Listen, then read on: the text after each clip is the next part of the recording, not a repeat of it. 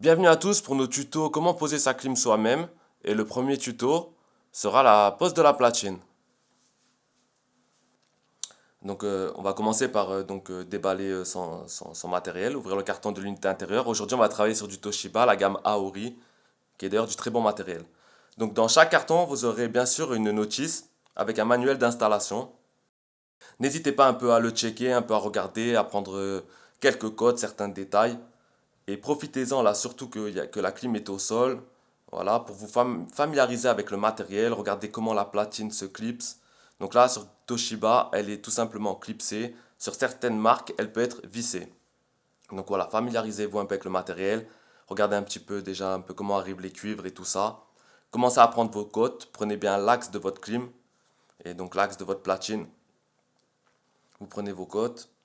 À savoir que là, ça va vraiment être une install standard pour commencer, pour faire simple, avec les tubes qui seront à gauche de la platine. Quand vous allez fixer la platine au mur, les tubes sortiront à gauche.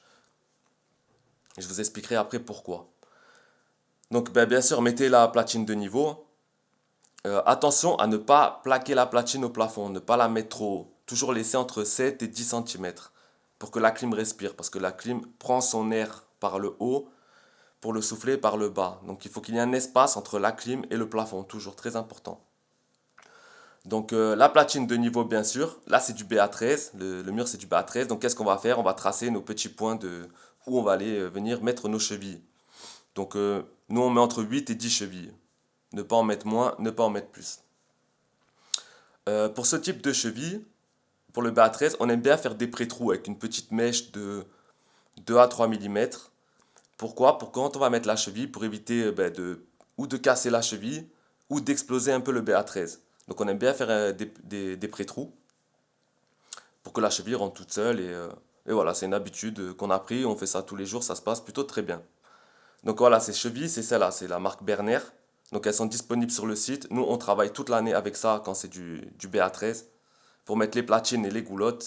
Franchement, c'est super, ces chevilles sont très très bien. Donc voilà, les pré-trous sont faits. On va venir visser nos chevilles. Donc c'est pareil, ne serrez pas trop fort pour ne pas exploser le BA13. Donc là on utilise une visseuse, mais un tournevis cruciforme aurait aussi très bien fait l'affaire. Une fois qu'on a mis toutes nos chevilles, bon ben on vient mettre la platine et nos vis. Donc pareil, bien mettre de niveau. Quand vous serrez les vis, faites attention, pareil, à pas serrer trop fort pour rien quoi. Donc là, comme je vous disais tout à l'heure, quand vous êtes en face de votre platine, le passage des liaisons des cuves se fera à gauche. Pourquoi? Parce que quand vous allez arriver avec vos tubes par la gauche, les raccords frigorifiques se feront derrière la clim. Très important en cas de fuite, très important pour la mise en service, que les raccords soient bien sûr accessibles. Voilà, la plupart du temps, faut que les tubes soient à gauche de la platine. On peut les sortir à droite, c'est un peu plus compliqué, je vous ferai voir ça dans un autre tuto. Là on parle vraiment d'une installation vraiment standard, sans pratiquement aucune difficulté si vous suivez nos conseils. Donc voilà, on visse la platine bien sûr de niveau. Et après, on va s'occuper donc de ce fameux trou à gauche. Alors qu'est-ce qu'on va faire? Le trou, faut pas le faire n'importe où. Il faut pas qu'il soit trop bas, il faut pas qu'il soit trop haut. Ce qu'on va faire, c'est qu'on va prendre la platine et on va venir la plaquer voilà, à gauche.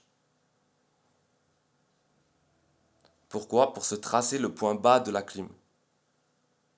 Il ne faut pas percer plus bas que notre repère. Pourquoi? Sinon, quand on va venir clipser la clim, le trou risque de se voir. Et il ne faut pas percer non plus trop haut pour pas qu'il y ait de contrepente. Donc nous, on va utiliser une scie cloche, diamètre 60, mais une petite scie sabre ou une petite scie à placo aurait très bien fait l'affaire, hein. Donc voilà, pour enlever la première couche de BA13.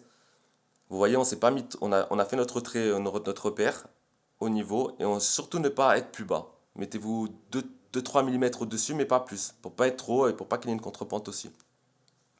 Donc là, n'ayez pas peur par rapport à notre outillage. On va utiliser une carotteuse à sec avec l'aspirateur branché dessus. Tout le monde n'a pas ça, bien sûr. Nous, vu que c'est notre métier et qu'on fait ça tous les jours, on se doit d'être bien outillé. Mais à savoir que voilà, un perfo, un marteau-piqueur avec un trépan diamètre 50 ferait l'affaire aussi. Toujours mettre un peu du biais, toujours une petite pente, pareil, pour faciliter l'évacuation des condensats.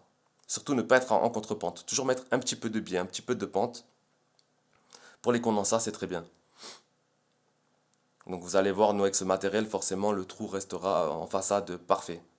Vous faites attention avec un autre matériel, un marteau-piqueur ou un perforateur, à ne pas éclater un petit bout de façade, à pas faire un spock, comme on dit dans le jargon, sur la façade quand vous allez sortir. Donc voilà pour le premier tuto de pose de la platine et du trou pour le passage des cuivres. J'espère que ça a été assez clair pour vous, que ça vous a bien aidé et que ça vous fera bien avancer dans votre installation. Et n'hésitez pas à regarder le prochain pour continuer l'installation, qu'elle se déroule parfaitement bien. Merci à tous.